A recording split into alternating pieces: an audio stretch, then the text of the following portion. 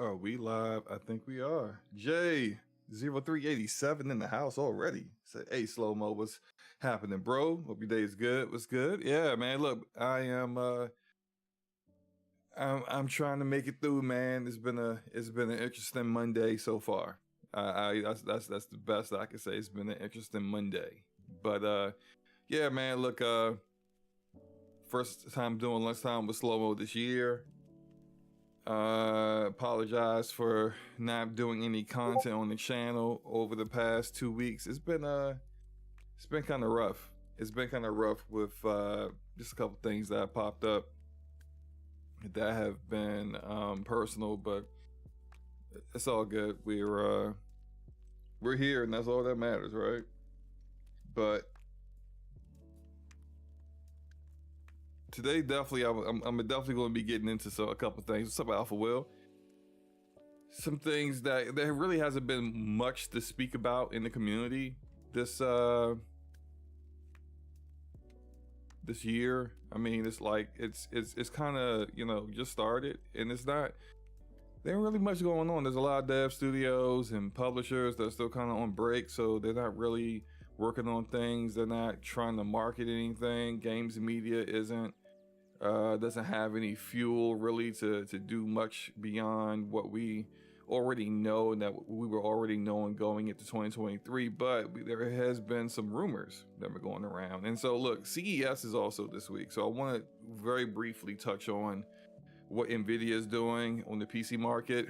I know some of you guys like, PC. Look, I'll talk about this very briefly. This week, NVIDIA will be announcing their GPU refreshes. And it's going to be the 4080. Oh, what's up? Roger 316 in the house. Appreciate you for subbing to the channel. Thank you, man. Ice Queen in the house. What's up, Ice Queen? It's not feeling well. Got a cold. My body hurts. But apart from that, okay. Hey, look, let's look at the bright side of things. You said you are, apart from that, you're okay. Please get some meds, drink some fluids. I know about not being well over the past 2 weeks, so definitely make sure that you are taking care of yourself, Ice Queen. Yobi in the house, peace, love, and life. Absolutely, sir, absolutely. Good to see you, Yobi. So yeah. NVIDIA is dropping refreshes. They're dropping a 4080 Super, a 4070 Ti Super, which is combining both of those surnames is interesting. A 4070 Super.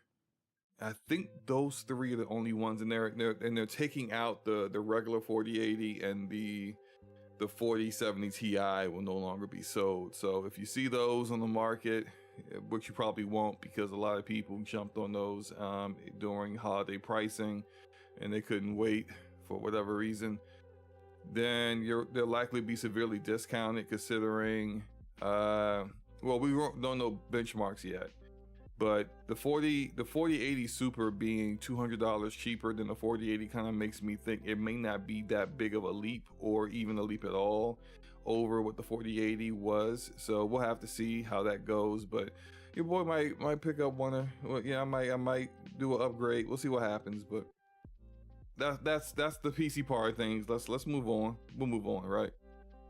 So let's discuss this rumor about Xbox first party, because I know that's what a lot of people are discussing and talking about right now. And this rumor began after our damage per second podcast, first damage per second podcast of the year. That was on Forte and the DPS channel last Thursday. And the rumor came from a pretty accurate leaker, Nate the Hate.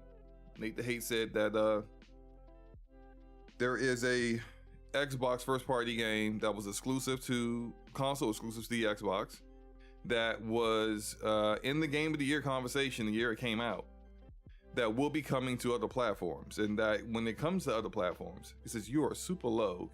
Really? How? I don't know how I could be low. Mike, are you sure? Oh, let me get more confirmation from other people. Am I super low? Because I haven't changed any of my mic settings, so I don't know how that could be the case. And I only have one microphone connected to my PC at the moment.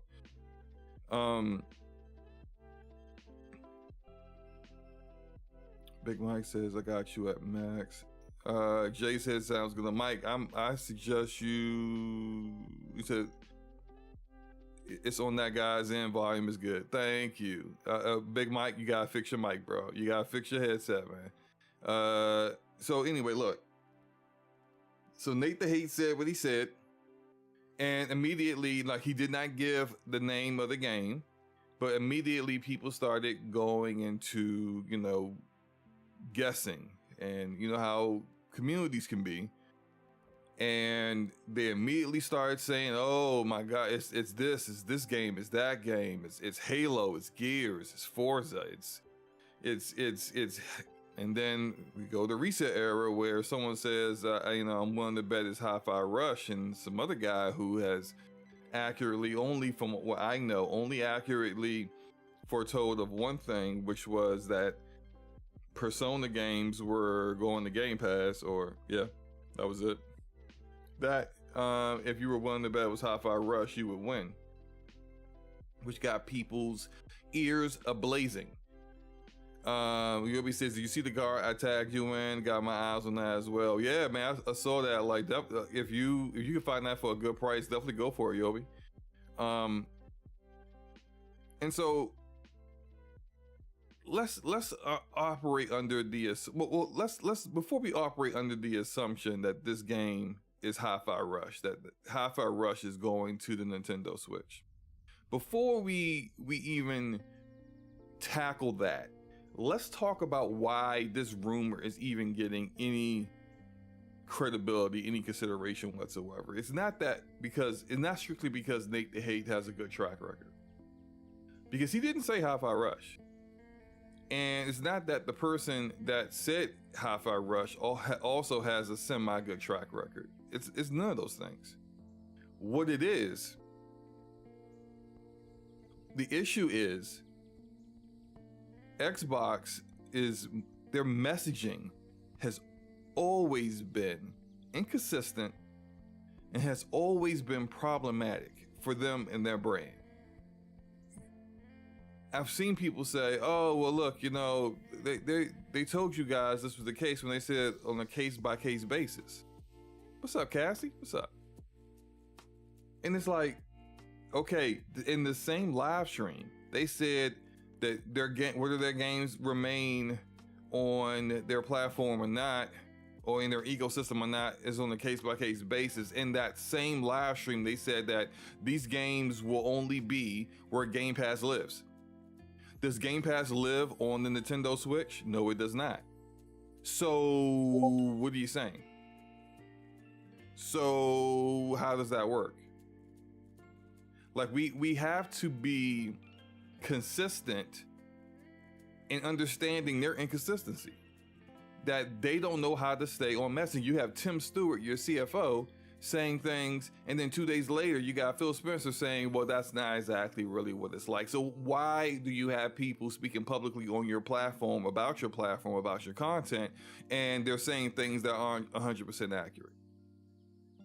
That's why we have these kind of rumors, because there is literally no one who believes a rumor that a Mario game is coming to Xbox or PlayStation. Like, if you even suggest that kind of rumor, people will laugh at you. Like, that's not happening, bro.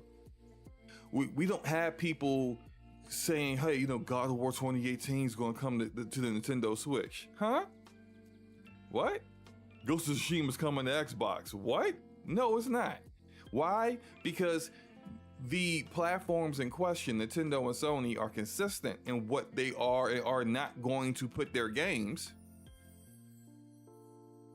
And when they are, before they make the changes of putting those games out there, they let you know what they're doing ahead of time. So when PlayStation said we're going to start putting our games on PC, they told us they were going to start putting those games on PC. Sure, we got a rumor of Horizon Zero Dawn, and they addressed that.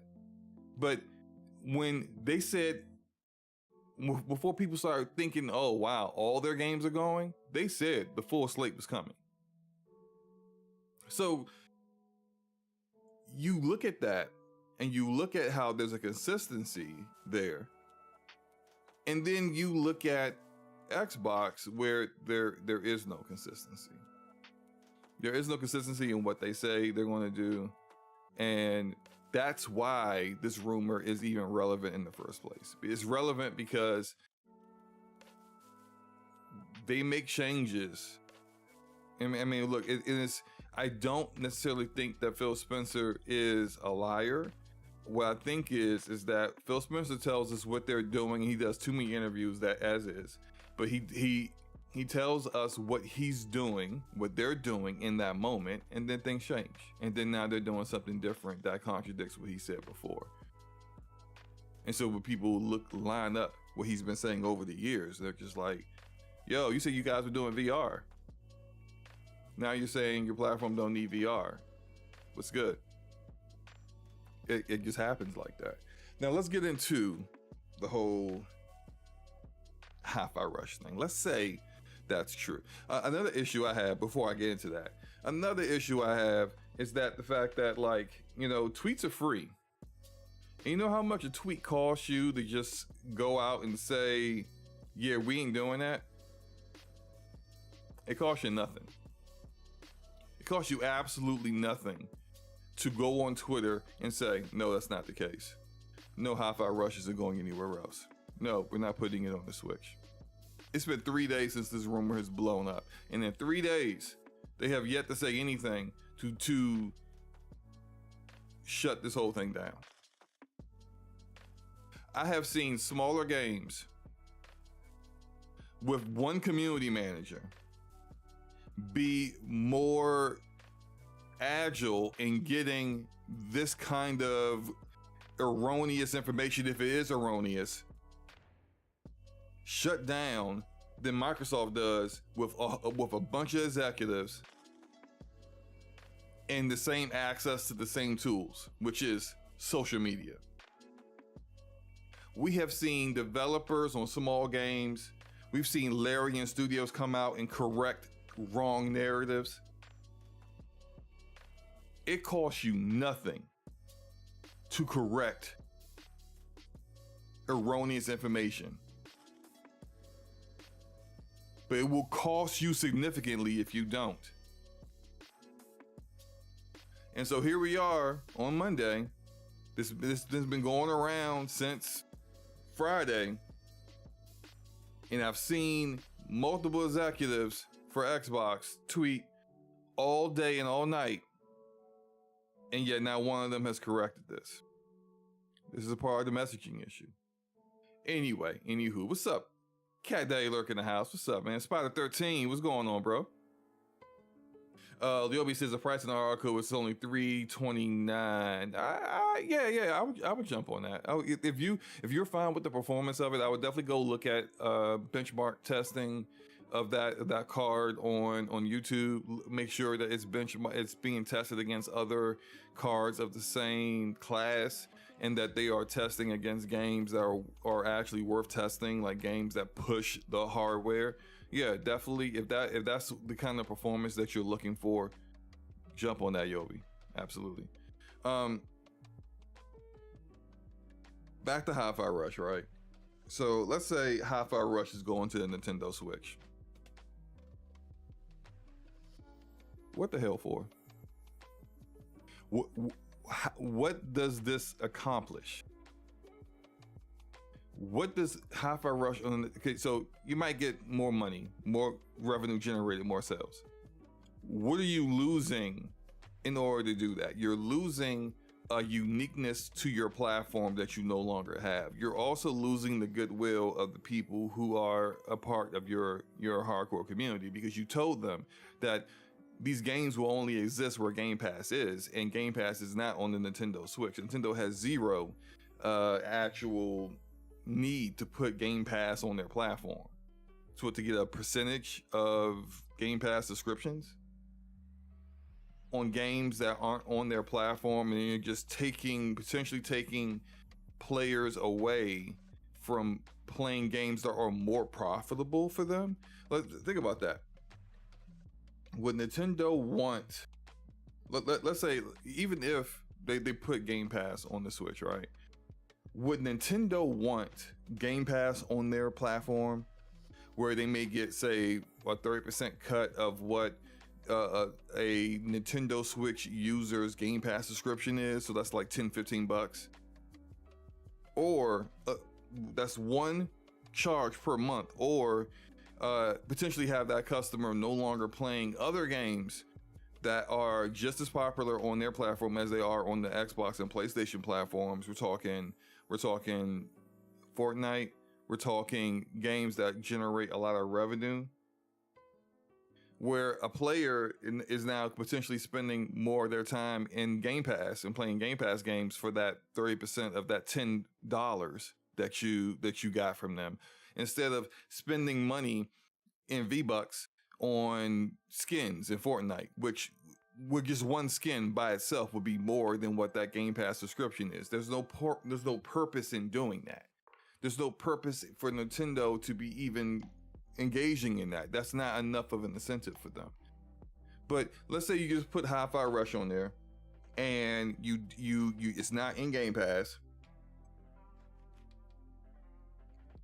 What is the expectation that you are getting from this in the future? Do you think that Nintendo Switch users are going to say, man, that Hi-Fi Rush was awesome, this game's really good. I didn't know Tango Gameworks had it in them. I'm going to go buy an Xbox for the next Tango Gameworks game. No. Nintendo Switch users are not doing that. You know what they're going to do? They're going to say, Hi-Fi Rush was good. When the next one comes out, I'll play it on my Nintendo Switch like I played this one. That's what they're going to do. It's not going to improve your ecosystem whatsoever. It's not going to get you another person to get into the Xbox ecosystem. It's not going to get you another person that's going to buy an Xbox for games that they now have an expectation will come to Nintendo Switch eventually. These are the same people that waited half a decade for Persona games to show up on the Nintendo Switch. No, they didn't go out and buy a PlayStation to play Persona 5. They waited until it showed up on the Switch. You think they won't wait for Hi-Fi Rush 2, that is? It's just, what is the long-term effects of making this kind of move? Forte in the house. What's up, Forte? What are you here complaining about? Why would you jump in here and not know what I was talking about? I heard something about Nintendo and I just came. Pause. Yeah, the big pause there. Just the way you said that, oh my. Yeah. Pause. Percolator, I don't know what points you're talking about, sir. No, what I'm talking about is this whole rumor that Hi-Fi Rush is coming to the Switch. That's what I'm talking about. Oh, yeah, I think it is. You think it is? I think it is. I don't know if, well, I won't say I don't know if that's the game, but I do believe there is going to be a game that's going to hit Switch. I think you're going to see it first on Nintendo before you see it on PlayStation. So I do think there's a little bit of merit to some rumors that there will be a first-party game on another platform sometime this year. And here's the thing, right? So look, I agree with you. I do believe Nate the Hate has got some credible information, and there is a game.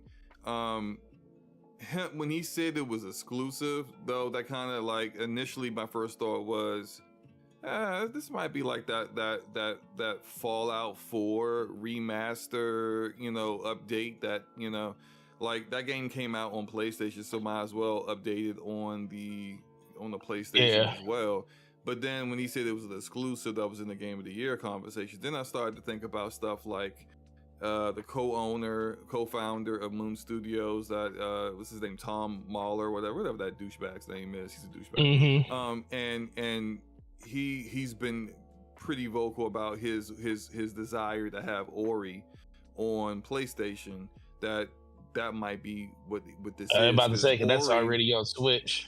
Right, and Ori was in the Game of the Year conversation at one point, so like that could make sense. And that is a game, even though they own the IP of Ori, but maybe to shut Mahler up, which I wouldn't do that. I wouldn't appease a bad actor Right. by giving him what he wants, because he's just going to continue to be a bad actor in the future. But maybe that's what they're doing. Who knows, right? But that would be one of a kind of like a case that, again, case by case basis, but a very rare case, because that's a very rare scenario where you have a studio that you no longer have a relationship with, and they're not necessarily hostile to you, but they ain't cool with you no more, and they definitely not making exclusive games with you no more.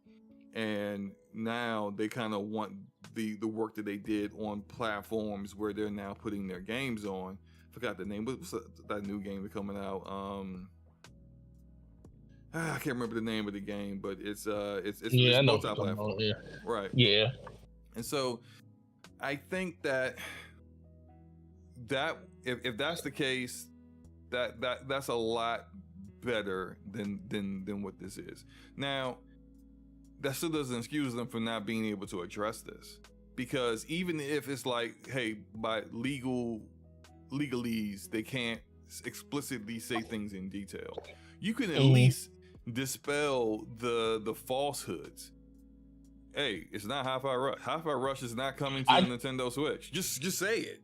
Just like, you know how long that it takes me to tweet that and tweet it out? It's 5 seconds. Well, I think that you got to remember that we are in the social media age where rampant speculation is like a publicity that keeps your name in conversation, good or not good. Who wants that kind of publicity though? Honestly, let's think about all the things that Xbox could have shut down that they didn't. How many things have we talked about over the last few years, or even PlayStation, to the same degree, have not shut down speculation on things? Like even Nintendo with the Switch 2, we know it's the worst kept secret ever. They ain't shut that speculation down. Well, that's different because it's true. That's what I'm trying to. I'm talking about shutting down falsehoods. We know that's true. We know that's true too. But there's a whole bunch of stuff that has been put out there that they'll literally let sit there for weeks and months and not address it at all. And then it's just the fact that the conversation is just ongoing, and people are still talking about it. It's the fact. I agree with you. I feel like you should address certain things before, it gets kind of out of hand. But I also think that we're talking about the vocal minority that really doesn't move the needle as much as people think it moves. It's like, as long as people are talking about Xbox or they're talking about PlayStation and Nintendo and their names are out there, all people care about is like, oh, Xbox is still doing really well because people are still talking about it, and people are still talking about PlayStation. They're still talking about all these different things. I don't think people are hearing this news and thinking Xbox is doing really well. No, they're not talking. No, it's not the news. It's just the fact. Okay, so by proxy, even if you're not talking about this in particular, it brings up Xbox altogether, and the fact that Xbox is still a thing. Like, put it this way. Stadia is not a thing anymore. Once we stop talking about Stadia, about all the things that they didn't do, it just literally disappeared. Even like 6 or 7 months before they decided to close it down, it disappeared completely.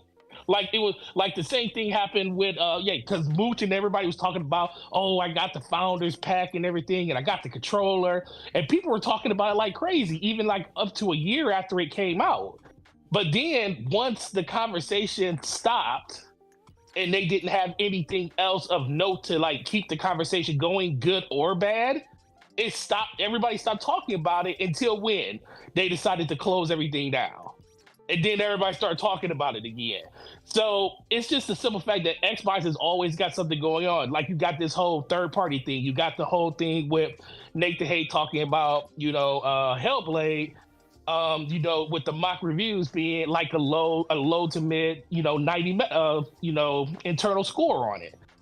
That's another conversation that's going on inside of Xbox. And then you're just talking about, the showcase that's coming up June 25th. That's another thing that's kind of keeping Xbox in the headlines and stuff. So as long as stuff like that is happening, that's when people are paying more attention to it, even if it's not the one thing that they're paying attention to, compared to think about if Sony didn't have the fact that it was PlayStation 5 and they didn't have Spider-Man last year.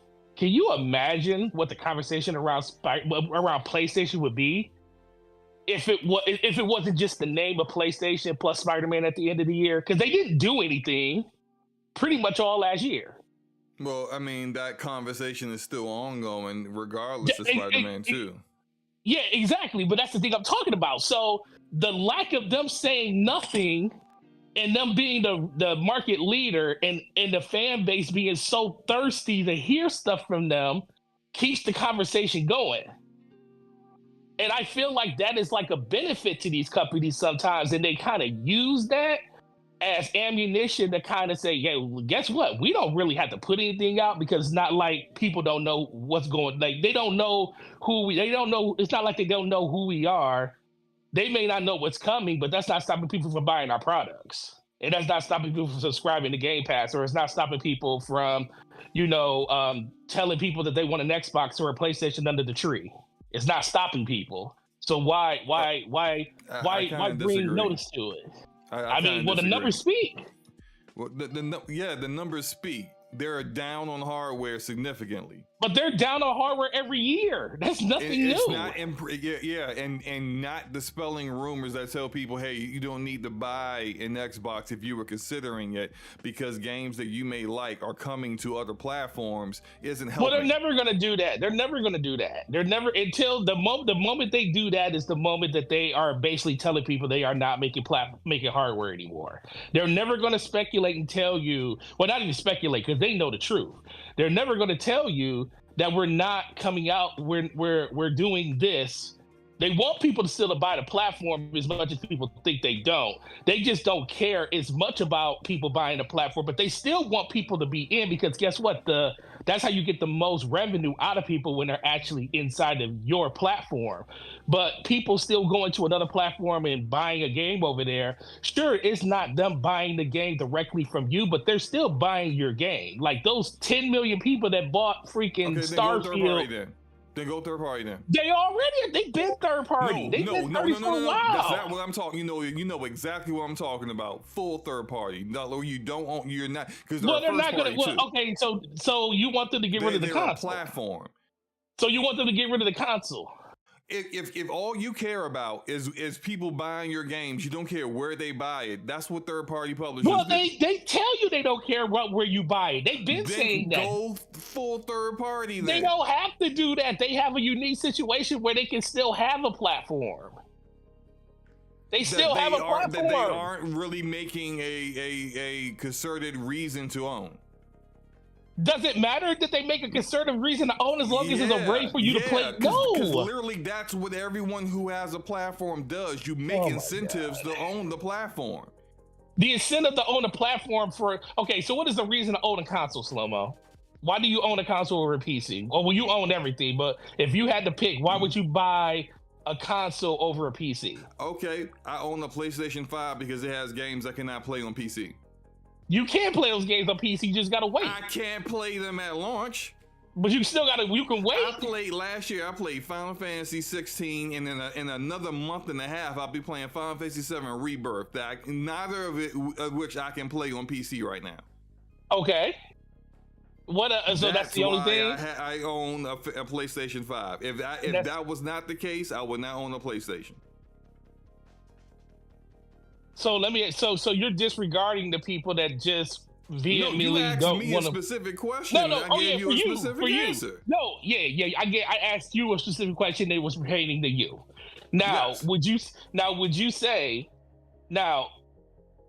do you think that there is a huge allure for people that just don't want to play on PC and they just want to play on a console because they don't want to, even though I feel like the thing about sitting at your desk and having you want to sit on your couch is real over bloated because the fact you can hook your PC up to your TV if you really want to. I think that's kind of a stretch, but I do understand people want to play on a console.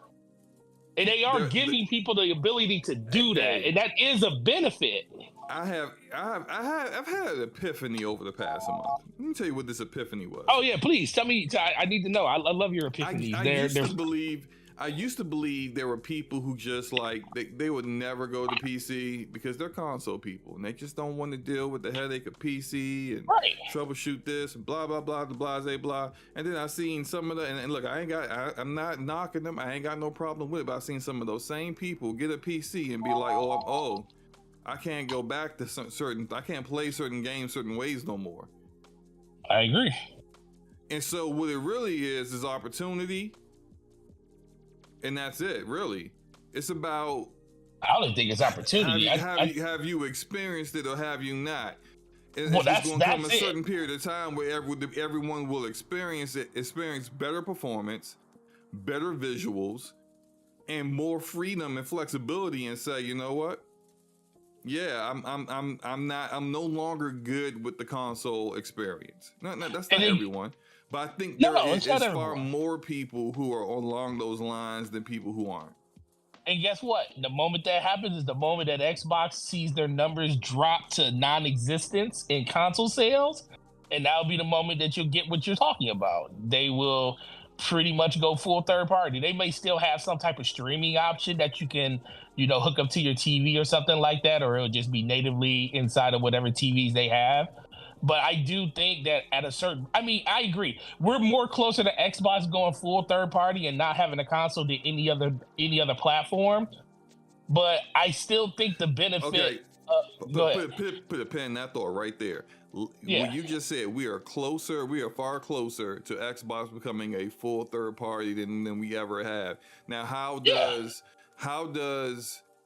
it, for the same reasons that Nintendo doesn't want to acknowledge they're working on the Switch 2 because they don't want people to stop buying the Switch 1? Yes, exactly. How does it benefit Xbox that people think they're going full third party and see things like this? Let's say the Hi-Fi Rush rumor is untrue.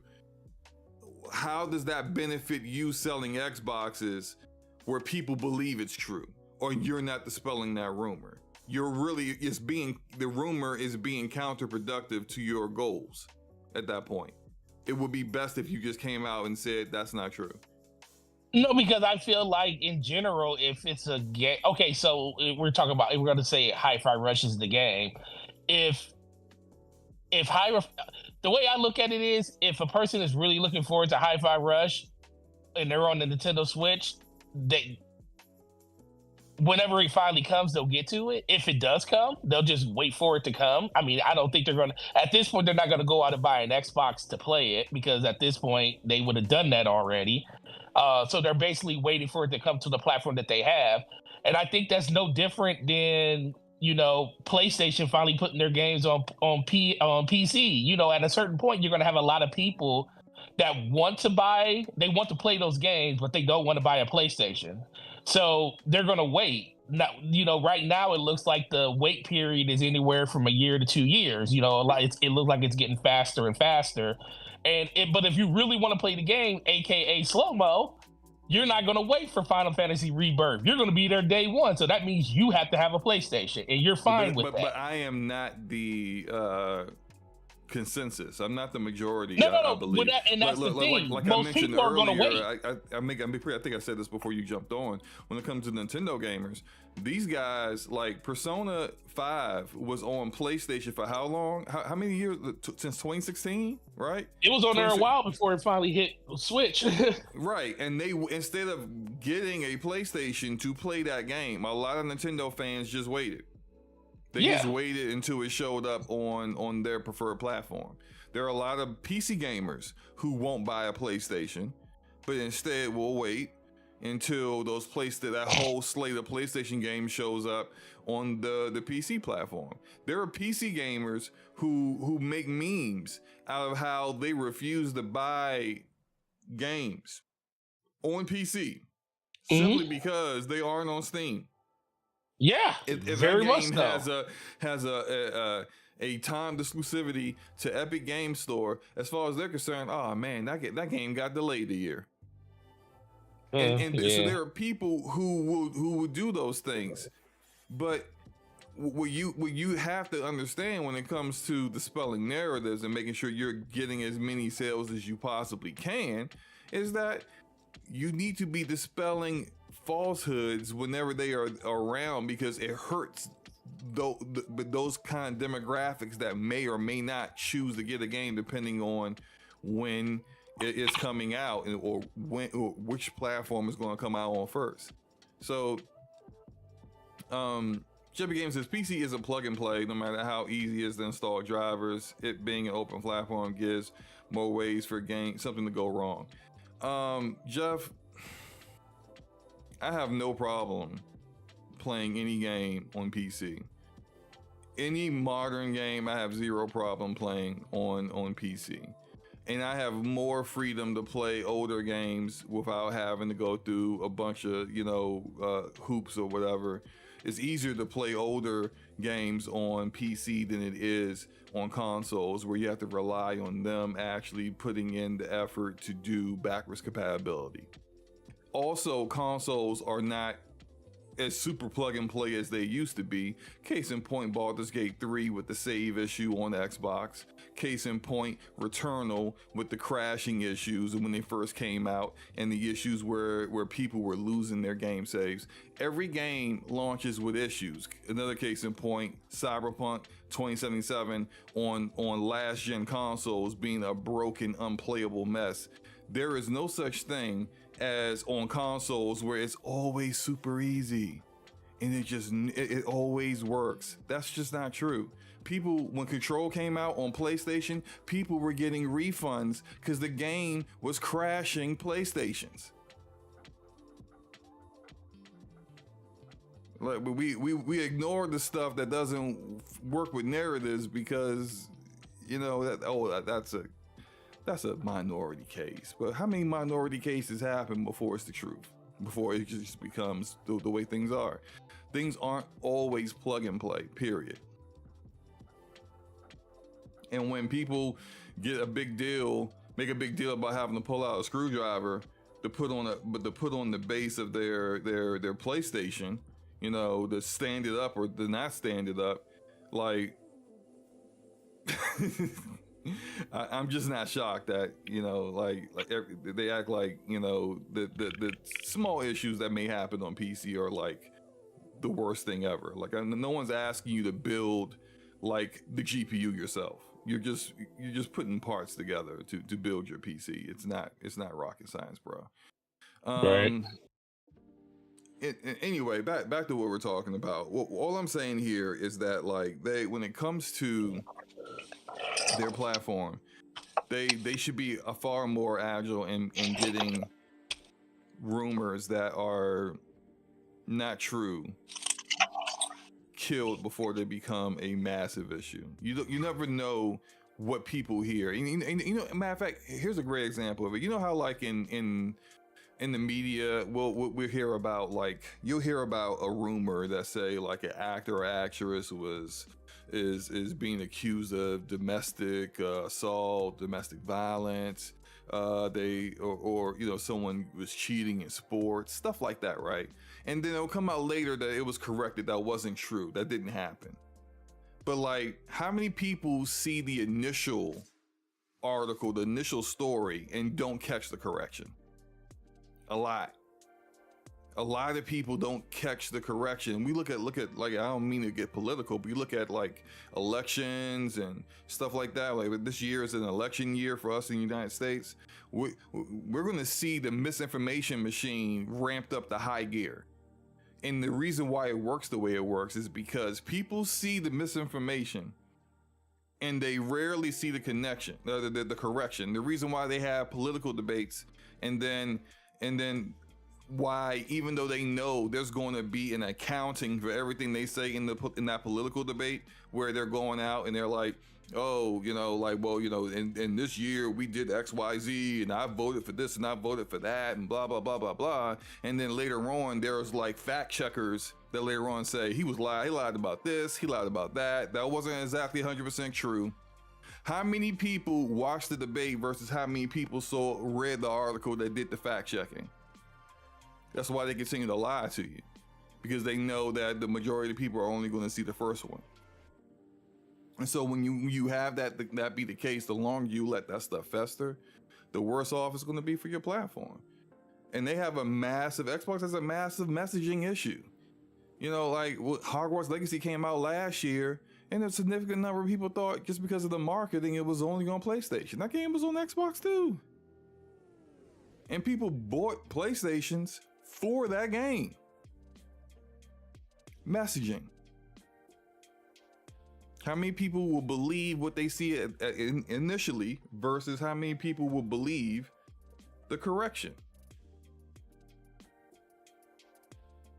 That's all I'm saying, man.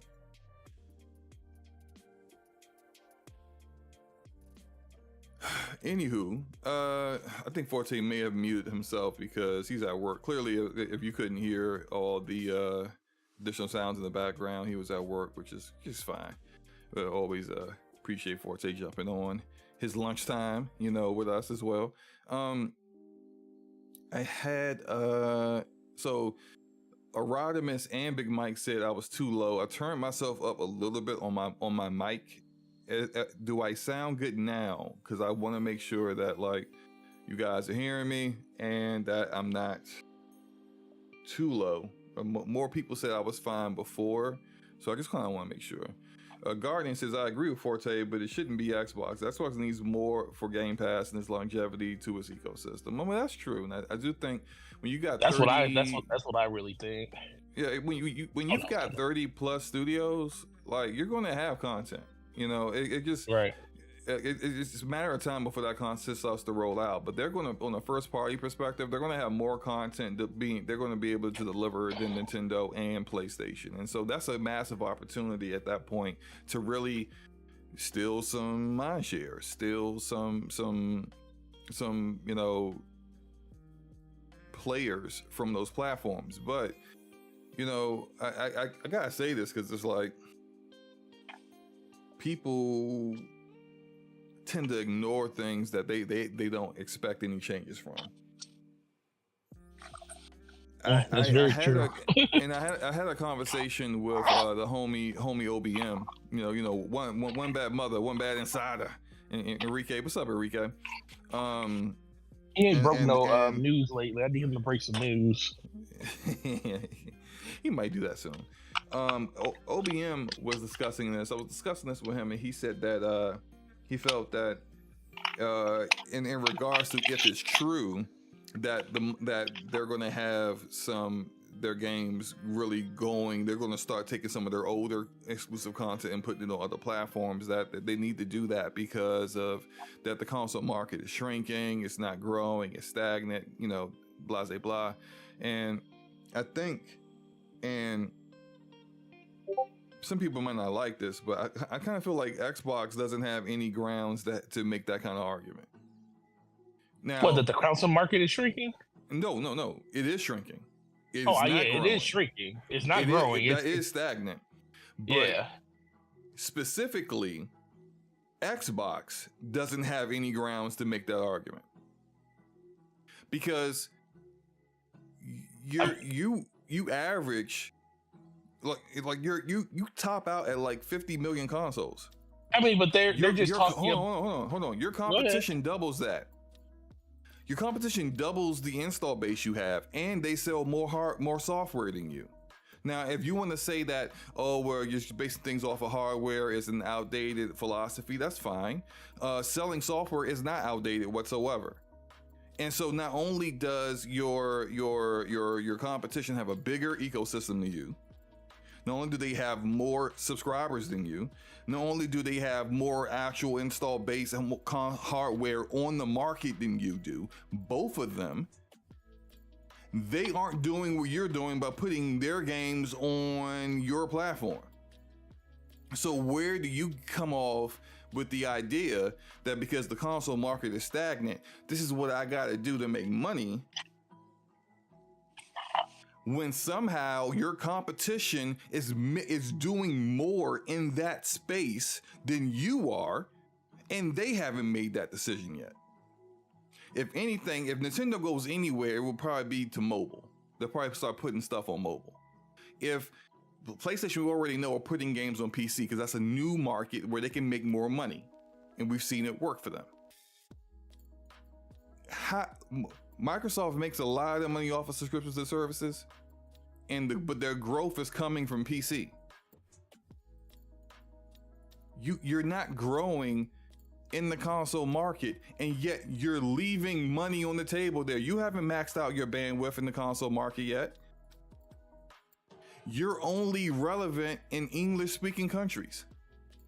You refuse to do localization in markets that have non-English countries. Imagine in Korea, you launch Hi-Fi Rush in Korea and it's in English.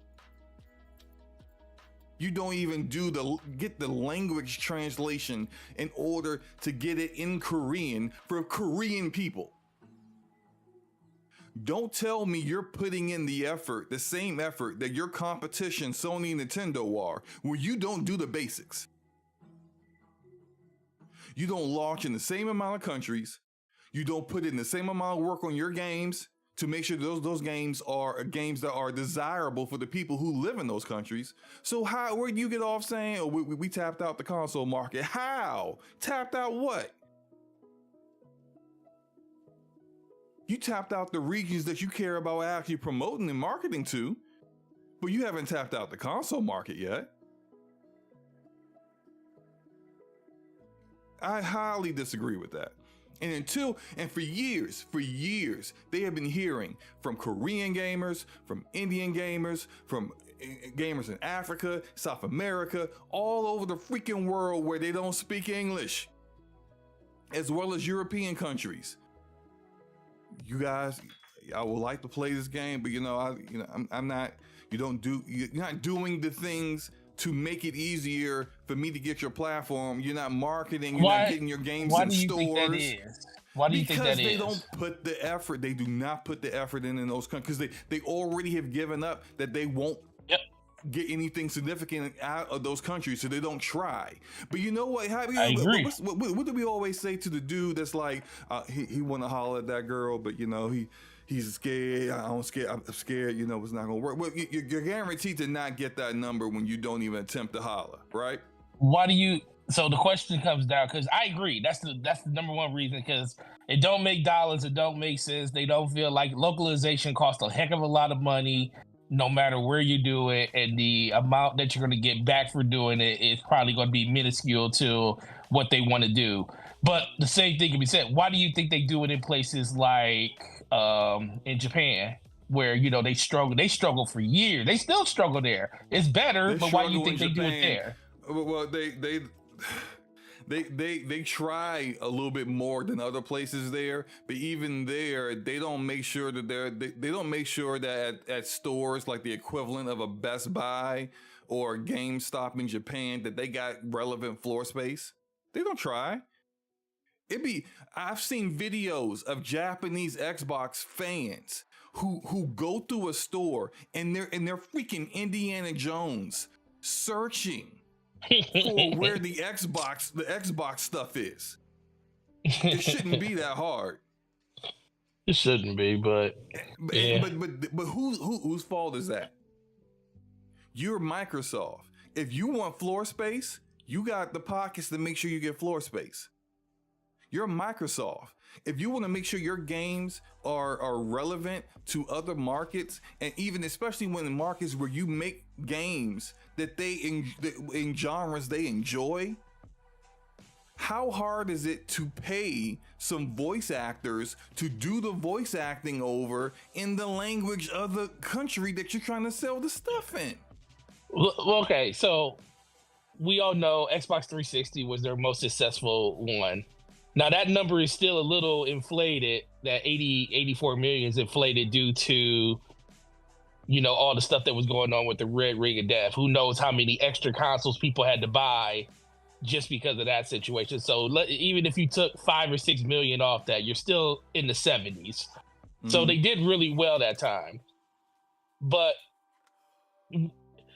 I always look at always look at that as a scenario like Nintendo, with the exception of the Wii U, they've always had pretty much a successful console. The GameCube was probably their least successful console other than the Wii U.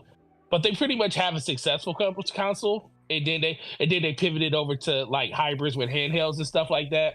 PlayStation, I think when you look at PlayStation, ever since it's come out, it's been a successful console. Now, has there been a lot of, stuff going around the consoles as they come out, with PS5 not being available due to a global pandemic, and then you had the cell processor with PS3 and get a second job and all this other stuff. But by the time it was all said and done, the system sold really, really well. And that was a down generation for PlayStation due to a lot of their own, ignorance and stuff like that, and the things that not ignorance, I should say arrogance and stuff. I think at a certain point, they know the numbers. And I just think they just know that when it comes to the console market, unless I think they feel like we could put more money in software, because guess what? Xbox is more of a software company. So they're willing to invest in more software when it comes to like publishers and developers, because they can have an ecosystem built around a service that they can have that will outlast the console. So even if the console goes away, they still have a means of having a brand of Xbox. And they just look at it like, we're not gonna compete with PlayStation, not when it comes to sales, because that number has already been spoken for pretty much, and then Nintendo eats up the rest of it. And you kind of look at mobile. Okay. When you look at mobile, the biggest thing, you look at mobile. If you was to ask a person what the most, the average person in the street, what's the most popular phone, or not the popular phone, the most popular thing, is iOS more popular than Android? A lot of millennials will tell you that iOS is more popular, but 70% of the world is on, Android. But it don't look that way because everybody's walking around with an iPhone. It looks like Apple is far and way, outlasting everybody else. And they don't go, they go a little bit further than what they, most people do to make sure that everything is the way that it is. But I just think it's more of a perception thing. Xbox just wants to, I think right now, Xbox just wants to exist in their own little corner. And they kind of want to eat their cake and, eat it too. It's just a lot of weird things going on there. I don't disagree with you. I just feel like you kind of got to look back and see the road that Xbox is on now. And that road is completely different than what PlayStation's on, and completely opposite of Nintendo. Because I feel like Nintendo's going to be the last console you're going to be able to go into a store and buy a cartridge for.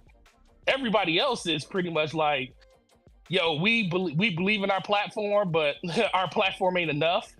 You're starting to see that from PlayStation by doing their games at other places. And Nintendo is we really don't need nobody else because we made money hand over fist on our platform because people support it. And I think that's why Xbox is looking at it we do better at just selling our software than we do hardware. It's a thing, but I don't know. What do you think about that? Welcome Enrique. What's up, man? Hey, what's up? What's up, guys? What's up? Yeah. Happy Black Monday. Is your coach going to make it out of today? Hey, Forte's funny. He's gone. It's funny. He got fired this morning. Yeah. Like at 8:30. Oh. Yeah. He said 8:30. He's gone. 8:30. They ain't waste no time. As soon as he walked into the building, Josh Harris was waiting for him at the door. Hey, Ron, how's it going? He was waiting for him at the parking lot. He pulled up into his parking space and noticed his name was being taken off the lot. Right. They already painting over Ron Riviera here, coach. It was just Ron. We thought this would be done before you got here. Sorry, he's gone. But no. What do you mean my key card doesn't work?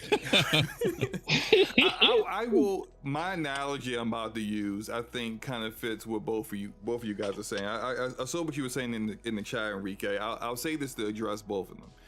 You know how we see these guys out here. Some of them call themselves the red pill guys, right? Red pill. And they got these ideas about women, and so, I'm not completely dismissing everything that they say, because some of these women be tripping, but at the same time, what they never look at is themselves.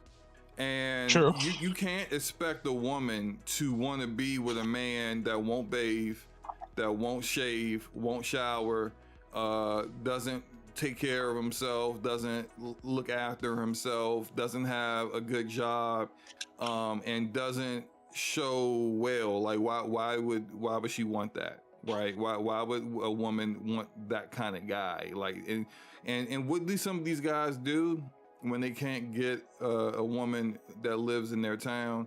Well, they become the passport bros, and they go to, like, Costa Rica, they go to Puerto Rico, they go to Brazil, they go all over the world where women have far less options. Istanbul, wherever, right? Where women have far less options, and where their money that makes them just a regular Joe here in the United States somehow makes them like the Grand Pumbaa over wherever they're going. That's what Xbox is doing, man. They don't put the effort in, and then they say, well, like it's impossible. It's impossible for us to do anything here, even though they didn't put the same effort in that their competition puts in to get the girl. And so instead, because they didn't put that effort in, they say, oh, well, it's better, it's more relevant for me to do this, try this somewhere else. And so that's where they all have to expand into mobile and PC at some point. But the reason why I said, like, when it comes to putting your games on other platforms, that they can't use the console market is stagnant argument, is that you haven't maxed out the console market yet. Your competition has. Like Jim Ryan definitely needed to tell the leadership at Sony, yeah, we're moving into we're going further whole slate into PC, because we are stagnant where we're at on console, and we're selling over 100 million consoles. We're getting 10 million sales, in a good clip, at least, on our software. Nintendo is out here doing 30 million on sales, about to have the highest sold console out there ever, and they still won't do what Microsoft is allegedly attempting to do, which is put their games on other platforms. Where does Xbox get the idea that is a relevant actual thing for them? You're not that guy. When the dude's just like, man, it's just easy out here getting these women, man. I'm slaying them left and right. We know how the two of you know how it was in college, right? Right. So like when you were killing it in college, and you see that dude on the side, like, again, who barely bathes, who's socially awkward, who damn near pisses himself when he talks to a girl, talking about, man, these chicks out here, they ain't about nothing. What you talking about? Look at you. You ain't about nothing. That's why they ain't about you. Damn. That's Xbox. Xbox is the dude who don't bathe. You see the dirt on his face. He ain't combed his hair in years. Get up out of here with the market that's tapped out garbage. Yeah, but you're supposed to be a friend to him, SloMo, and make sure that he knows what's going on. Hey, man, you can lead a dirty fanboy to water, but you can't make him bathe in it.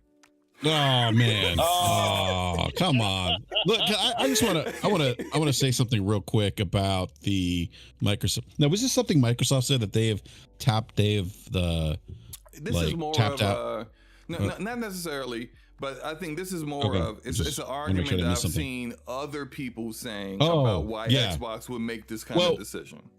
Well, the thing is. Yeah, I mean, there's a finite number of people you can sell consoles to. Like if you've been gaming for a long time, I mean, that should be obvious. If you look at the number of units sold between Sony, just go back to the PlayStation 1, go back to Nintendo, go back and look at like the history of consoles. I mean, the console market has grown, it's not growing like significant leaps and bounds like it did.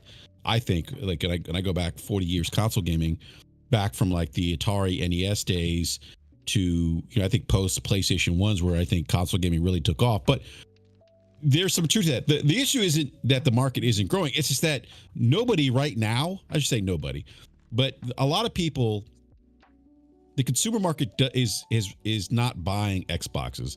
And how do we know that? Well, we know that by the fact that we have declining hardware sales numbers year over year for like four straight consecutive quarters for Xbox. The current Xbox Series consoles, we know that they're tracking behind the Xbox One, which is arguably considered their worst console generation. I know it sold more than the original Xbox, but again, that was Microsoft's first, and that was a 4-year console cycle. So for Microsoft, yeah, I mean they've kind of tapped out. I mean, there isn't enough demand there for Microsoft to say, you know what, the juice is worth the squeeze. I mean. And I was reading what Cobrill had written. I think this was on Reset Era, and a lot of the things that he says there are things that we've talked about on Brab for the last year or so. And like the writing's on the wall. Microsoft's been telling you what they're going to do. Nobody should be surprised by this. They're having trouble selling Xbox hardware, and in order to sell software, you need hardware. Well, they can't do that. And they're having trouble selling software because they're not selling enough hardware. So what's the next? So what do they have to do? The logical step is for them to bring, like Phil said, we want to bring our games to the people. We don't want people and try to attract people because, like you said, we're not going to out console Sony. We're not going to out console Nintendo. We can do an 11 out of 10 game and it's not going to change anything. I mean, that paraphrasing, but he said something like. But again, that mentality, that's loser mentality. But because they're losing, SloMo. because they're losing. I mean, they're losing hardware sales. How do losers become winners? They don't become winners by saying I can't and I will never and it's never going to happen. Yeah, no, but the problem is that they can't sell enough hardware, and they're seeing the numbers, the hardware. Like I never thought this generation I thought going to this generation that we would see a much more competitive Microsoft in the console space. I thought they had the Series S, which is a very attractive price point. Remember at the start of this generation, a lot of people were given what if at Best Buy, Tommy and his mom walk into Best Buy and they see the $300 Series S there on the shelf, and you throw in Game Pass and oh my God, it's an amazing deal. They're going to go sell gangbusters. Well, that didn't happen. Little Tommy went into Best Buy. He's like, no, I want the PlayStation 5. Game Pass be damned. And Game Pass is a tremendous value proposition. So even with that, even with the cheaper entry point to the current gen, even with Game Pass, it still wasn't enough of a motivator to get people to go out and buy Xbox, to the point where Xbox, again, is seeing declining hardware sales year over year. And at this point in the life cycle, to me, that's shocking. 4 years into the generation, you're declining. That usually happens at the tail end, which is what we're seeing with the Nintendo Switch. So they're losing, and to your point, like, well, you that's a losing attitude. Well, they had a pivot, and the pivot was we're going to bring our games to gamers, no matter what platform. We're going to remove that barrier because people don't want to buy Xbox hardware, and numbers that make sense for us to continue supporting the hardware in a way where we're only going to put our exclusives there. They need to bring that software to other platforms in order for them to make a lot of money. And this is why I'm saying, people got upset when I said this, their behavior is very analogous to a third-party publisher. They're going to continue bringing first-party games to other platforms, the rival platforms if they can. I mean, they said this. They've said this. They've told us what the plan is.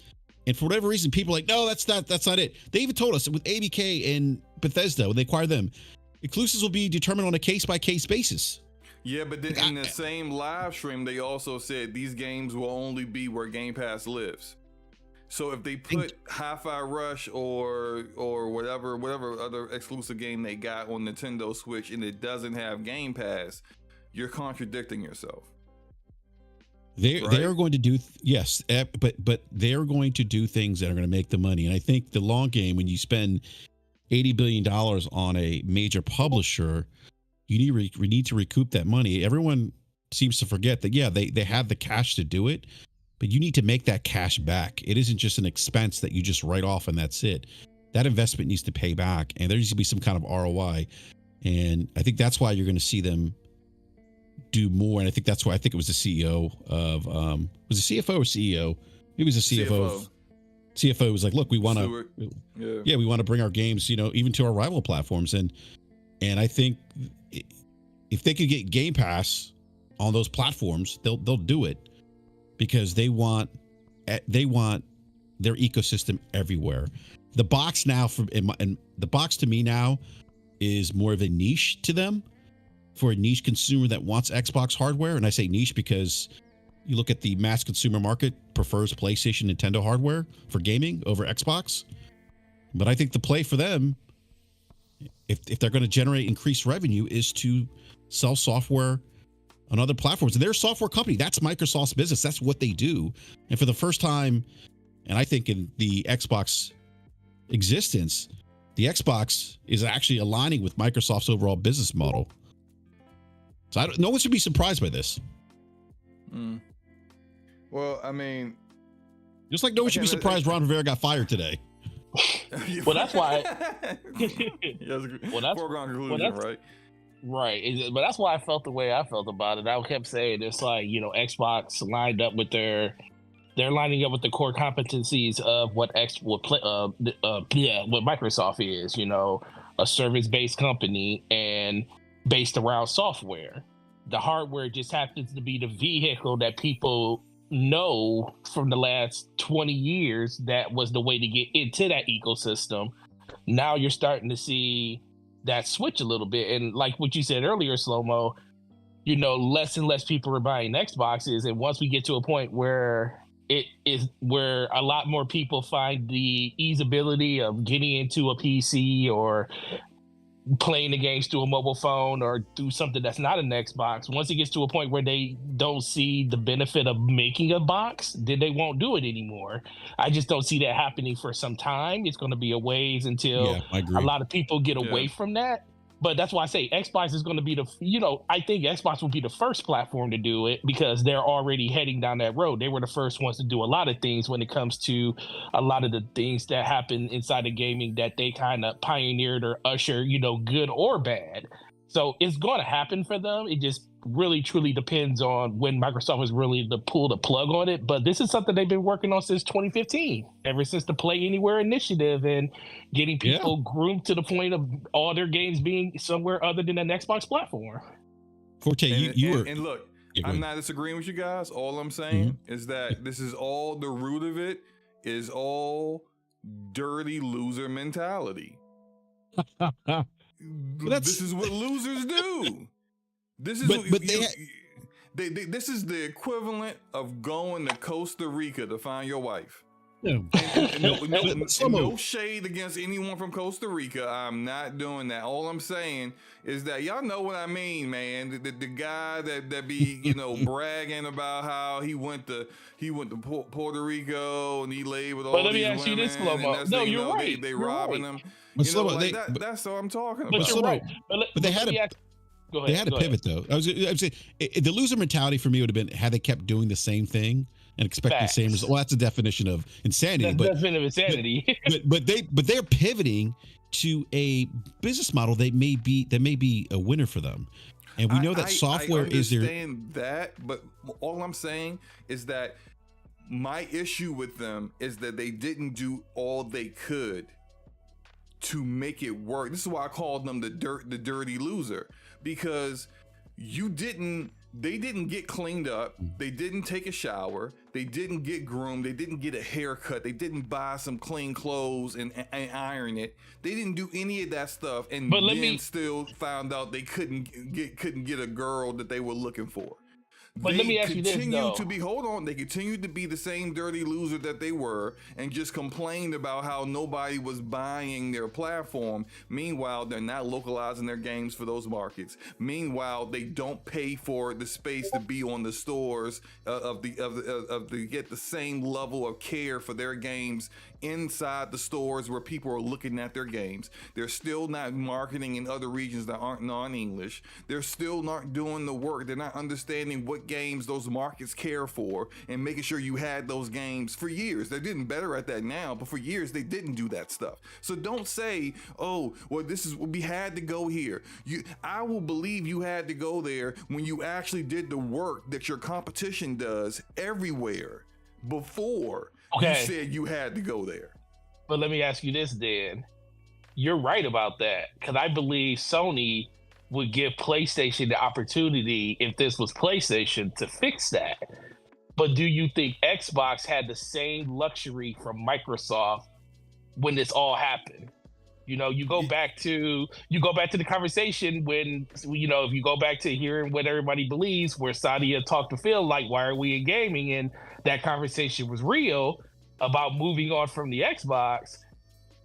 You have to come up with it's like, do you have what's going to work better? Talking about lining up to the competencies of what Microsoft is and basically saying, this is what the plan is, and this is where Microsoft is already heading, and we can do the same thing with gaming, or trying to convince them that you're going to sell a box to people that you haven't been able to sell for the last 5 years.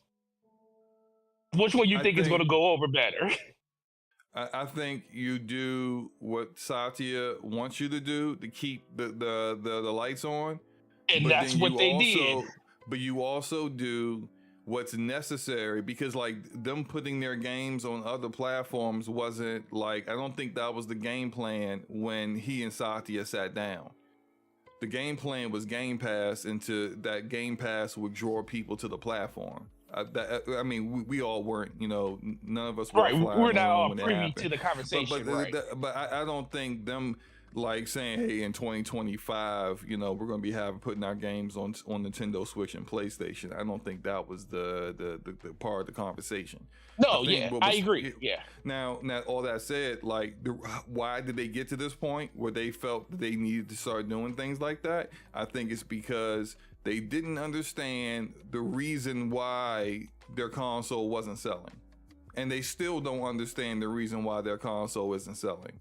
And until they understand that and address it, it will never sell. It doesn't matter what you do. It will never sell. They could put Call of Duty exclusive on the Xbox. I mean, no, they can't do that now. But like, if the regulators didn't stop them from doing something like that, if they did that, they would get a boost, but it would not significantly change things, because that's just certain regions that play Call of Duty, and that's not the entire world. Those regions are massive, but that's not the entire world. And when you have regions where Xbox is barely a presence, and they're like, wait a minute, my Call of Duty now on PlayStation? It's on a what? Where do I even get an Xbox? Like, that's the problem. We look at it like it's like how it is here. Like me and Enrique in the DMV, you out in Michigan. If I wanted to buy Xbox Series X, I can just go to Best Buy and buy one right now. Easily.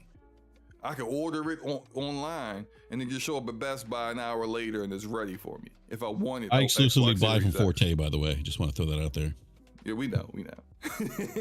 But like, that's not the reality for other people who don't even know what's on the platform, what it has, doesn't even know that it has some of the same games that are on PlayStation that they enjoy, and don't even know what the exclusives are. But if they did know what they are, okay, how do I get this?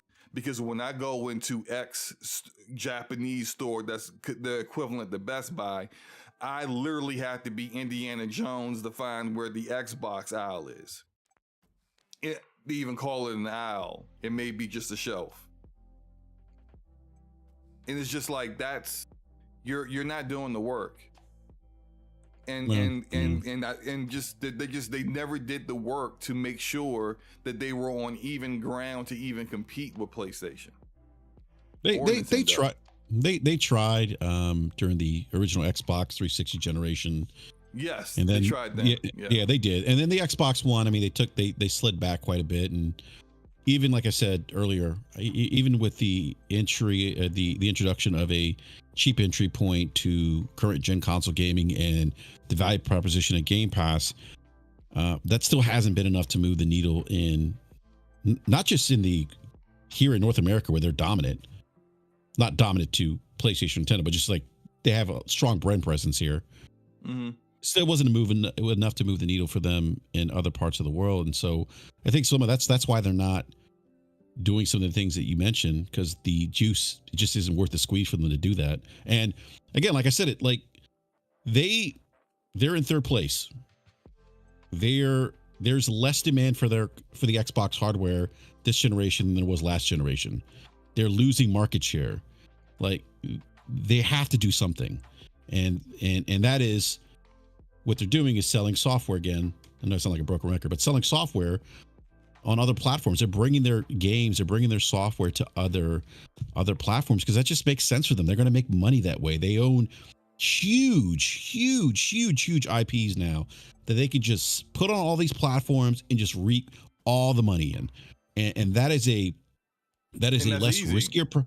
It's easy. It's a less riskier proposition. Yeah. They'll make a lot of money. They'll probably be like the number 3rd publisher, or they might be tied with Sony, but they'll be like the top 3, the 3rd or 4th, largest publisher, video game publisher. I mean, they're going to make a lot of money, and it's just easy for them. And they'll continue to sell the Xbox until it just doesn't make sense for them to do so. I think at some point they'll probably, in my opinion, I think they'll probably get away from it. There's things that I've heard in their messaging about the Xbox and their behaviors with the Xbox that eerily remind me of Windows Phone after they bought Nokia. And then we saw what happened with Nokia. I'm not saying it's going to happen right away with the Xbox, but I think at some point, maybe after next generation, it wouldn't surprise me if they exited the console business. But we also got to remember with Sony's a hardware manufacturer. This is their bread and butter. The PlayStation business is counts for a third of their revenue, slightly more than a third. So Sony's going to do some of the things you mentioned, SloMo, that you wanted Microsoft to do, because they need to, because that's a third of their business, and they are a hardware manufacturer. This is all it's funny you mentioned OBM. I used to have this debate with OBM. I used to say, look, I just think that Sony and Nintendo have more skin in the game. And he used to say, well, no, Microsoft, they're just spending $80 billion. They have a lot of skin in the game. I'm like, no. I said, the Xbox division is what, 5% of their revenue? They could literally get rid of Xbox and be okay. Sony can't afford to lose PlayStation. Nintendo would be done if the Nintendo Switch or Switch 2 failed, or they got out of hardware. They'd probably be done. I mean, so, I do agree that, it's they are Sony needs PlayStation to be right. They need it in order to survive as a company and operate the way they want to operate. And Microsoft doesn't have that same, same need. They make a ton of money from a lot of different other markets that they absolutely dominate in some, right? But it's just I would say, why bother going into a market if you're not going to do it correct? Like, if you're like, this is like kind of like what we saw this with Stadia. Google's like, we're getting into the video game market, and they decided they were going to do it the way Google does things, and just not address that the video game market's very different. You can't make first party games in under a year. You can't make AAA first party games in under a year. That now the way things are working, if you want to have content and your platform's not going to take off without content, you need to spend billions upon billions of dollars to make that happen. And as soon as they realized that was the case, they were out. But why didn't you know that before you got in the market? Why didn't you do the research of what was necessary before you even spent the money, bought studios, brought in people from EA, brought in the assassin of platforms, Phil Harrison of all people? Why did you bring all these people here only for you to realize that this was a waste of your time and their time, and to shut everything down? It's just because this is how we do things doesn't mean that's how you're gonna actually succeed. That worked for whatever markets that you work in. That does not work for this market, and that doesn't work for what you're trying to accomplish. So don't put out a product get other people to sign on to it, and get behind it, and then not give it its proper it's proper due to make sure that you're doing everything that's necessary to make it work. Like Enrique, you mentioned, hey, you know, the people at Sony, you know, they have more skin in the game. They have been making and announcing this kind of stuff and putting out these kind of products successfully for years. Why don't you hire those people? Like, hire these people to do that job for you. Don't go say, hey, we're going to do it our way and get the same success, and then it don't happen. Hire the people that are making it work.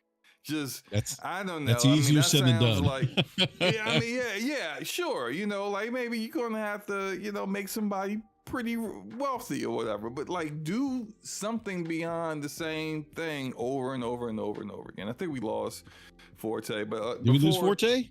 Yeah, but I got probably about 15 minutes because is he at work? He is at work. I gotta go to the Department of Motor Vehicles. I said the full name, said the DMV because, you know, so that no confusion. Hey, are you going to the headquarters one? Is that the one that's closer to you? You know what I'm talking about? I don't want to say the name of the city because I don't want to. No. I just gotta go there. I already have. You know how now you have to set up an appointment. So I gotta go there. So because I got my birthday is on the 19th.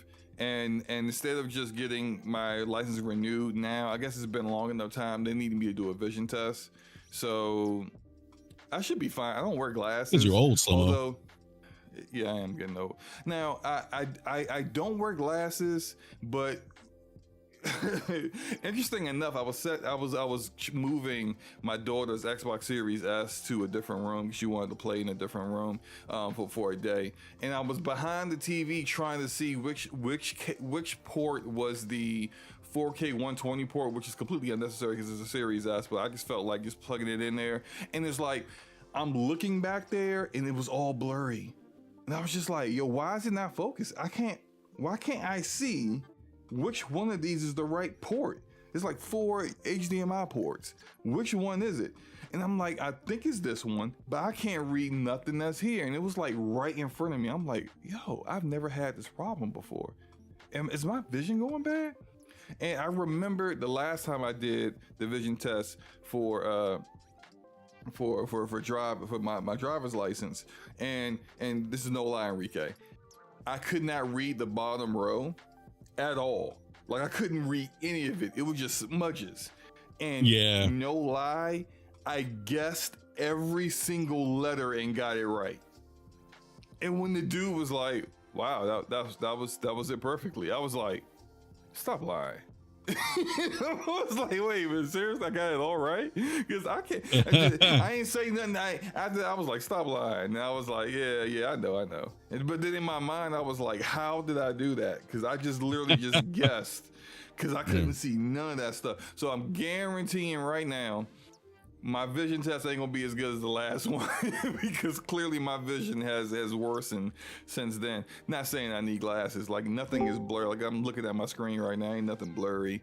You know, I'm not nothing blurry in my office or nothing. But I do have my appointment at 1:30, and I need to probably double check in with things with work before I leave. So I'm probably just gonna jump off at 12:45. But I wanted to kind of get into like my other topic. And well, before we get into the other topic, I want to get you guys' opinions on the news that came out today. It was official today. It kind of came out last week, but the NVIDIA GPU refreshes, the 4080 Super is $1,000. The 4070 Ti Super is $800. And let me double check. I think the wait, say it again. You said 40 what? The 4080 Super is $1,000 and what? The 4080 Super is $1,000, and it's coming out January 31st. The 4070 Ti Super is $800, and it comes out January 24th. And the 4070 Super is $600, and it comes out January 17th. So no 4080 Ti. No.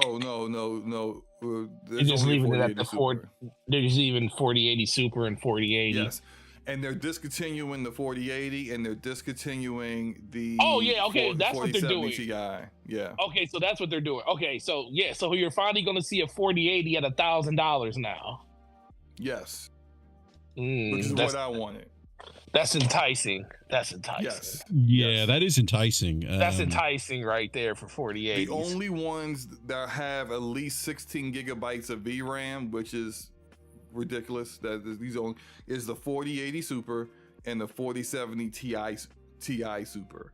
The 4070 Super still will not have that much VRAM from what let me double check it. I think it's not going to have that much. I'll tell you what, some of the 40. Well, you checked the 4070 Super at what 600. That's actually enticing to me. That's very enticing. I mean, I'm a 1440p. That's the 70's kind of my sweet spot. Mm-hmm.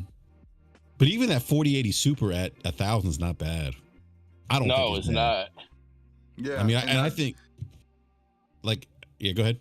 Yeah, I got a couple gift cards. I got some Christmas money. My birthday's on the 19th. But brother about to be like, hey, don't just give me a gift card. Just give me a gift card. That's all that plus trading in my 3080 Ti, I might be just copping that 4080 Super. And not having to pay anything additional. I think that's what probably the route I'm gonna go. Yeah, that's. Also, you can go to Micro Center now and they'll do an evaluation of your GPU and they'll take the value of your GPU as long as you agree with whatever value they give you. But I heard it's very much fairer than what Newegg does. They'll take the value of your GPU off of whatever new GPU you're buying. So they'll take your old GPU. You can apply it towards a new one. Yeah, that's actually. Oh man. Yep. I don't know if I want to do that. They might That's tell what me GameStop should do for it. Well, no. You don't have to accept it. If they tell you you're. Well, I know you don't have to accept it. Yeah, I know you don't have to accept it. But if it's a value you think is worth it. Oh wait, Player said it has to be originally bought from that's not what I saw on their website. Player. Oh, yeah, well, mine was bought. Well, listen, mine was bought. My 3070 Ti was bought from there. So. Yeah, I mean, I'll double check it, player. But like my friend told me about it, and when I went to their website, I didn't see anything that said it had to be bought from there. It was just like trade-in evaluation thing. And what I don't like is that like they don't give you like a preliminary evaluation or anything like that, just off of just like you describing its condition. Of course, you're not going to get that money until they check it out, but at least give me like a ballpark of what I'm working with. Like, is it $600 for my 3080 Ti? If you say $450, I'm gonna be like, nah, I'll just sell it on eBay. So just. Right. I wish they would do that, but like they actually want to take a look at it and inspect it and then give you a price, which is fine because like I mean that's far better than how some people try to like turn in like a dead GPU. But Lord, they be trying. Right. The last thing I want to discuss was it's been confirmed there's an Xbox Developer Direct coming for later this month. I heard it would be somewhere, not this week, but the next week. So between the 15th and the 19th, which is again my birthday. My birthday. Somewhere in between there would be the Developer Direct. Enrique, what are you anticipating that they're going to show there? I don't know, man. Games. You say games? Yeah. Wow. Really? Yeah. No. For me, there's nothing that I'm looking for. I mean, like, obviously, like, if we got something like an update on, some of the like other games they've announced a couple years ago, like Contraband and Perfect Dark, Fable, like those would be like welcome updates. I don't think we'll get those kind of updates. But for me, I'm just curious to see if they're gonna have another like stealth release or stealth drop like they did last year. I don't think they will. I kind of hope they don't, because I don't want them to set a precedent that's really unrealistic to keep following. Because like, what if they do have another stealth drop of a game? Right? What if like the rumor that Double Fine, a game Double Fine's been working on even before Psychonauts 2 came out, is going to be stealth launched? then next year they don't have a stealth launch. I can see a lot of people just being like, "Oh, this developer direct was an L because there wasn't a stealth launch of a game." But that's just unrealistic. To like the one that's kind of just like disrespectful to the rest of the games that were shown and didn't get a fair play because you didn't get to play a game immediately, and it's unrealistic to expect that from every developer direct, that you're going to have a game that you're going to launch, shadow launch right then and there. It's just, I hope that's not the case, and that it kind of will, like, if they ever do it again, then it's an actual real surprise, you know, because I think some of the reason why Hi-Fi Rush was received so well was that no one knew it existed before it came out, and then it was actually good. So like that, when you keep doing it over and over again, I think people start to kind of, you know, get a little too spoiled with it, you know? Yeah, no, I get that. Like, you set that precedent every year that they're, oh, you know, we're going to get a stealth release, and it doesn't happen. It's like, come on. I get how some people could be disappointed with that. I just think it's cool that they did it last year. I think it would be cool if they did it again. And especially like Hi-Fi Rush was a game that was well reviewed, one of their better releases of last year. If they could do that consistently, and maybe not every year, but maybe every other year, I think that's pretty big for them. Yeah. Forte, what do you expect to see, man? Whoo, man. As much as we know, this is the funny thing. As much as we know about all the stuff that Xbox has coming, this showcase in June can be anything. Like, I know there's things that I want to see more Hellblade, of course.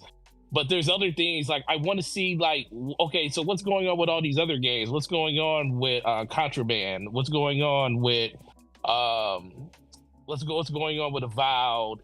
Can we get, you know, more, instead of the sizzle reel that we got last time, you know, get a little bit more fleshed out, like actually like gameplay of it, showing some of the systems and some of the spells and stuff like that, you know, get a more, you know, grounded look of a game like that.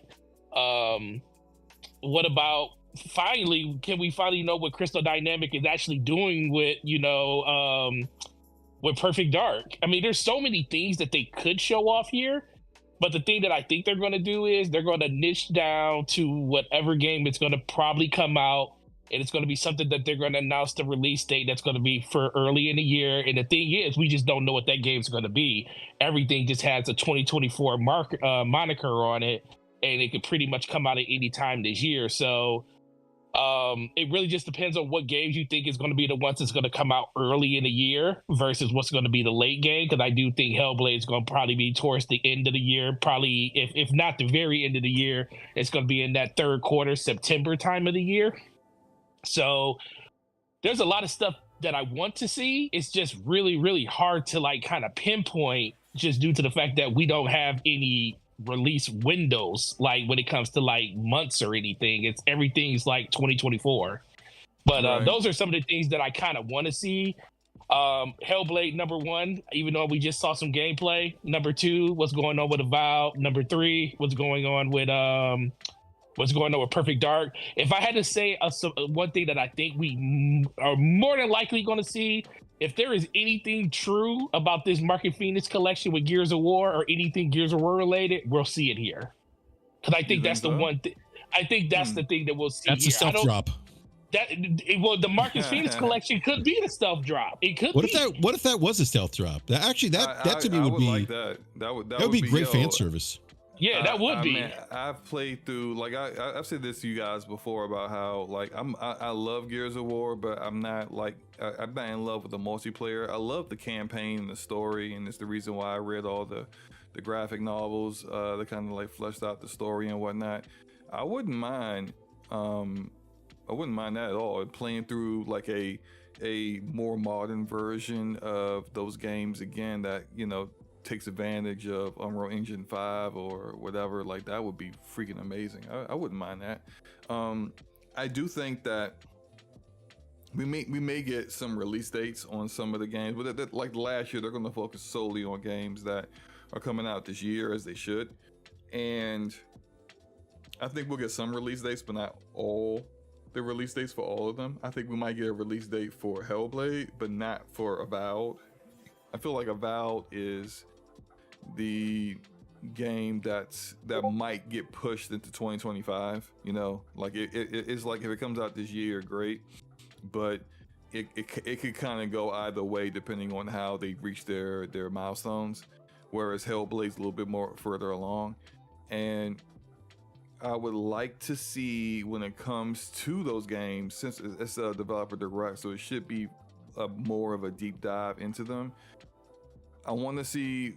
So they showed us Hellblade gameplay at the Video Game Awards, but it was like really like 2-second clips all stitched together. Like, you know, we've done video editing before. We know the game, right? It's not full-fledged, just straight up, here's combat unedited for 2 or 3 minutes.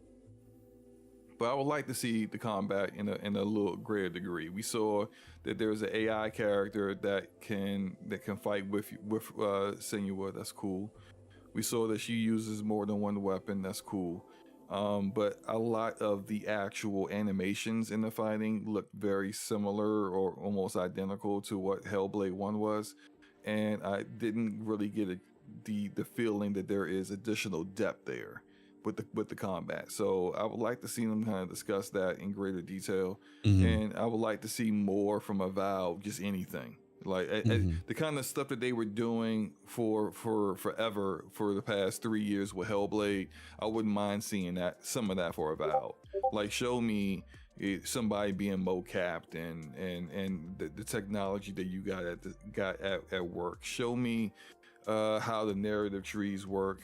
Show me how you plan on fleshing out the story and what's happening and why it's different than from Pillars of Eternity. Show me that kind of stuff, right?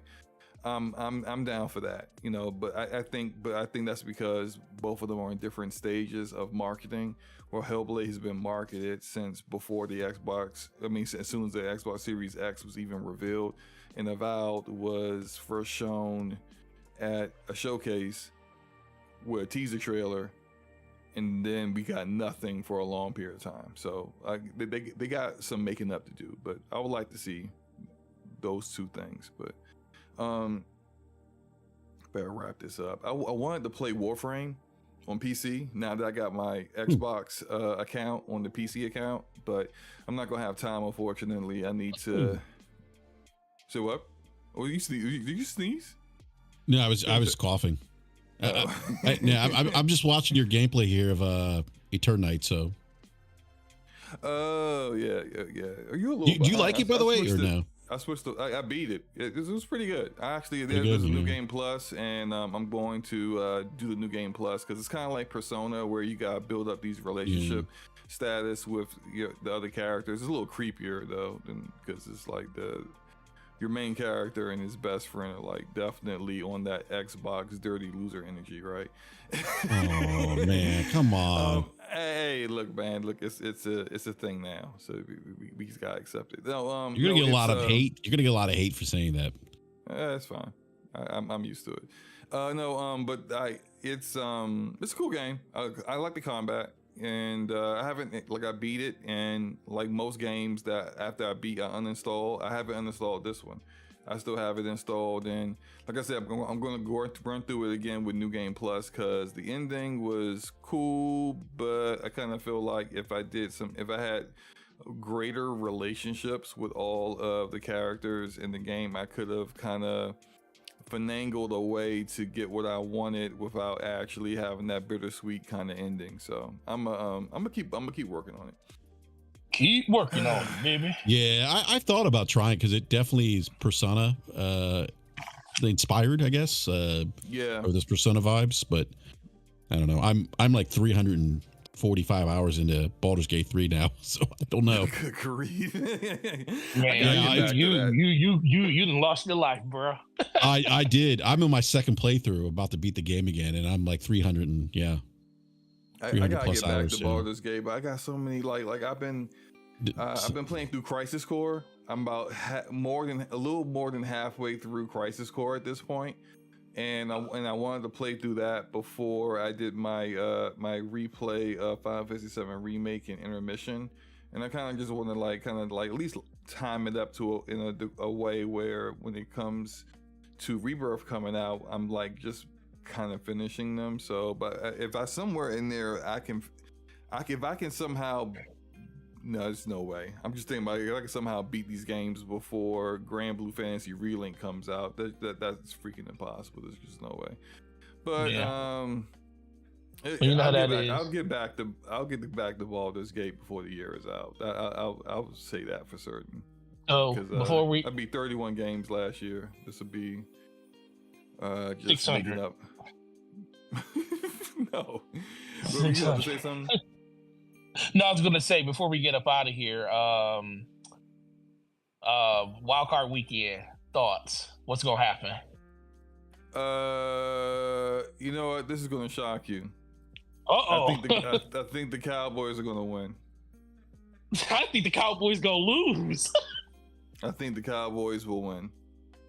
Win what? Win this weekend or win it all? You know what? Maybe this is me trying to jinx them. Please don't do that. I think they're gonna go to the Super Bowl and lose in the Super Bowl. Which I don't know which is worse, losing in the first round again as usual, or going all the way to the Super Bowl and getting heartbroken as you lose in the Super Bowl. Actually, no, I want that. I want them to make it to the Super Bowl so that I can watch them lose in spectacular fashion. This is also partially due to the fact that I have a football pool, and I'm the only one that actually put the Cowboys anywhere in my pool. So if they make it to the Super Bowl, I'm winning like $2,000. So yeah, go. As much as I hate the Cowboys, please win. That'd be great. All right, so make it all the way to the end, and then when I don't need you anymore, please lose, get blown out. So for selfish reasons, you want the Cowboys to make the Super Bowl. What about your AFC team? It could either be, I think probably, no, I don't think the Chiefs will make it. I don't think they have got their stuff together this year. I'm thinking it's two teams playing each other that don't got their stuff together this week when it comes to the Chiefs and the Dolphins. They play each other, so good luck there. I think the Ravens are going to make it. Yeah, I think the Ravens will make it to the Super Bowl. I also have the Ravens in my pool. Selfish reason. I guess you got to vote for somebody when your team don't make it. You're right. I got you. Right, what about you? What about you, Enrique? Who you got? NFC, AFC. All right, so I have the Eagles losing on Monday night to the Buccaneers. All right, I love that. A lot of people do too. You ain't lying. I just feel like the Eagles have been kind of on a. Look, started off 10-1 the start of the season. But they really lucked into that 10-1. They lost, like they barely lost to. They barely beat the Commanders. Like in a lot of those games. They squeaked out. They squeaked out a lot of wins. Yeah. Yeah, they have towards the latter part of the season they've been on downside, so I think that's going to continue into the wild card. So I have the Buccaneers beating them. Obviously I have the Lions beating the Rams. That's gonna be a rough game right there with Stafford coming back to Ford Field. Yeah, that's gonna be I'm kind of scared about that game just because of Stafford, but they should beat them. It's gonna be a good game. Got two great offensive minds coaching. Ben Johnson, OC for the Lions, and obviously Sean McVay and company. Yeah, I got Dallas beating the Packers. That's to me that's a no-brainer. I have the Bills beating the Steelers. I think the Bills are playing hot right now. Remember they were 6-6 at one point. That team literally went from being. The Steelers aren't good. I can see that. The Steelers aren't very good right now. Do you know that the difference? Probably the worst quarterback in the playoffs right now. Literally, the difference for the Bills, they could have been the 2 seed. They're the 2 seed, but they could have been the 6 seed if they would have lost. If they would have lost or Miami would have won, they would have been the 6 seed. So it was like a literally a 4-team jump just because who won and lost that game. Crazy. Yeah. I do have the Chiefs beating the Dolphins. The Dolphins, I'd have to go back and look at their record, but they don't have a great record against winning playoff teams. A lot of the defensive players are hurt too. Yeah, I had the Chiefs beating the Dolphins. Oh, that game could be close though, because the Chiefs haven't really played well this year. Like, I think I forget. They need better receivers. They need better receivers. Yeah, there's been some conversation that we're seeing the loss of Bieniemy kind of hurting the offensive side of the ball for the Chiefs. I can see. I forget too. What. Yeah, like what's it called? Mahomes has thrown the most picks in his career this year. His QB rating's lower than it was a year before. I'd have to pull the stats again. I was reading this yesterday about the Chiefs' offensive numbers. They're lower minus Bieniemy than they were last year. The Texans and Browns should be interesting. I don't know who to call. That one's too close to call for me. It depends. Either way. I'll give it to the Texans just because I like CJ Stroud, and I'm kind of like patting myself on the back for saying for so long that he was better than Bryce Young, and people were just like, no, Bryce Young's better, and I'm just like, yo, look at this dude's measurements. He can only be so good in this league. And I can't. Being proven right's kind of funny, but regardless, whoever wins that game, they're going to lose in the next round. Like neither the Texans or the Browns have what it takes to go further. I think they're just lucky that they are playing each other and have the opportunity. Unless CJ Stroud plays out of his mind in that game, and the Browns forget how to play defense, the Browns are going to win that game.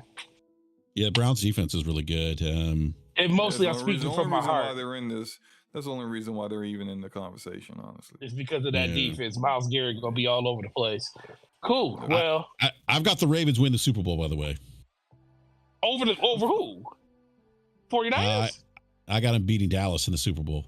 Oh, so you don't think? Wait, so you do? Okay, so are we just gonna ignore the fact that Dallas got the doors blown off of them by San Francisco last time they played them, and they got to go to San Francisco? I'm thinking Brock Purdy breaks a leg.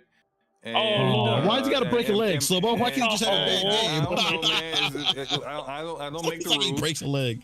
And McCaffrey gets a quadruple concussion in a game, and then he can't play no more. Oh man, a lot of stuff going wrong. Going wrong for San Francisco, not the win. I learned. We got here. Guys, I appreciate everyone who the 16 people who stuck around for football talk for the past 10 minutes. You guys are awesome. I do have to go. I'll probably do lunchtime with SloMo again on Wednesday, maybe. It depends. But even if we don't, DPS Damage Per Second podcast this Thursday, 9 p.m. Eastern Standard Time. Check out Brat podcast Wednesdays night, 9 p.m. Eastern Standard Time, and a Brat rant on Friday. Enrique, maybe Friday, 7? Yeah. Okay. Maybe, yeah. So yeah, I'm thinking about doing the Brat rants like not every Friday, but maybe like every other Friday. Since Crossfire is no longer at 7 p.m. on Friday. It's not. So. No, they moved. He moved to Thursday at 7 p.m. now. Thursday at 7. Yeah. What? Yeah, he moved before us. Yeah, Forte, are you going to be able to? Is that work better for your schedule? That's going to be a little bit harder for me. No, he when he did it, he didn't even ask me about it. I'm like, that's probably means I won't be doing that show probably that much anymore. Yeah, because I know you work.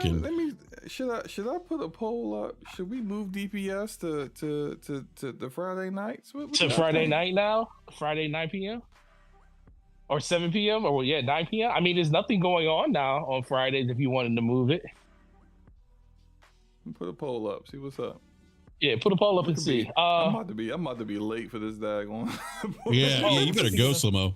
Oh yeah, speaking of which, make sure you guys check out the YouTube video. I dropped one today talking about Hellblade internal reviews. Go check that out. I was feeling really good this morning when I made it because today is the day my Michigan Wolverines will be champions once again. So that's right, tonight. Go Blue! I can't wait. Go Blue! Let's go. Let's Huskies. Let's go Huskies. Oh, see, come on, SloMo. Yeah. Forte, did you share with SloMo about the Monday after?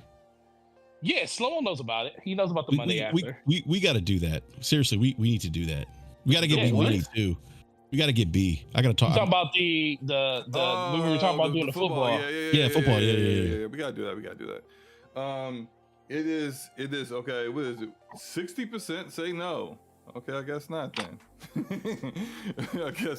I guess Fridays is another. You guys want us to stay on Thursday nights? You know, I don't know. I'll make a bigger poll on Twitter and just kind of clarify. Yeah. Because I'll probably do like the Brap rants every other Friday, like at 7 p.m. Yeah.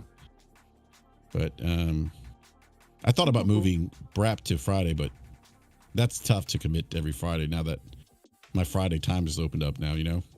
Yeah. All right, guys, we're getting out of here. Peace out. Enjoy the rest of your Monday. Play your games. Stop playing Twitter. Stop being a fanboy. Stop being a loser. Wash ass. Wash your butt. Cut your hair. Shave, and you'll get that girl. Peace out. We out.